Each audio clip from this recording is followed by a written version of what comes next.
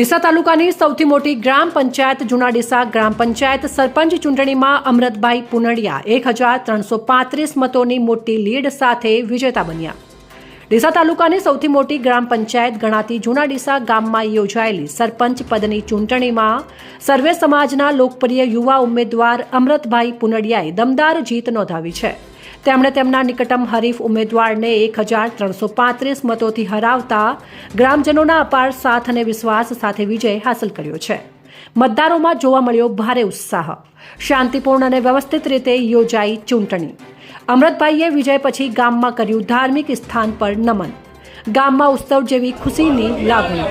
અમરતભાઈના વિજય પછી જૂના ડીસામાં લોકોમાં આનંદની લાગણી છવાઈ ગઈ હતી। ઠેર ઠેર ફટાકડા ફોડાયા, મીઠાઈ વહેંચાઈ અને ગામના અગ્રણીઓ, વડીલો અને મહિલાઓ પણ તેમની આ જીત પર ખુશી વ્યક્ત કરી। વિજય પછી અમરતભાઈ પુનડિયાનો સંદેશ: આ મારી જીત નથી, આ આખા જૂના ડીસા ગામના દરેક સમાજના ભાઈ બહેનોની જીત છે।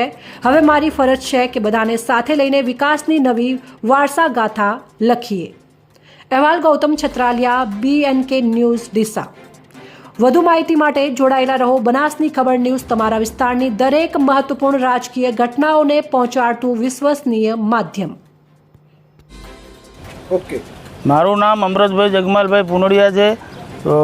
જૂના ડીસા ગ્રામ પંચાયતની ચૂંટણીમાં મેં ફોર્મ ભર્યું હતું। તેમાં હિન્દુ અને મુસ્લિમ એકતા રાખી અને જે મને મત આપ્યા અને સહભાગી થયા અને મને જીત અપાવી તે બદલ હું જૂના ડીસા ગામ લોકોનો ખૂબ ખૂબ આભાર માનું છું અને સતત જૂના ડીસાના વિકાસ માટે પ્રયત્નશીલ રહીશ।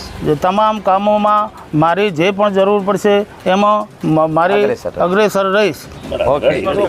ડીસા ગામની અંદર લોકશાહીનો પર્વ ઉજવવામાં આવ્યો છે। લોકશાહીના પર્વની અંદર અમરતભાઈને સરપંચ તરીકે ચૂંટવામાં આવ્યા છે।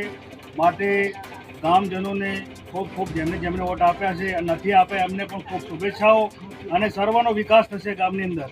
અને જે ઉમેદવારો હાર્યા છે એમને પણ આપણે શુભેચ્છાઓ પાઠવીએ, એમને પણ સારા વોટ મળ્યા છે।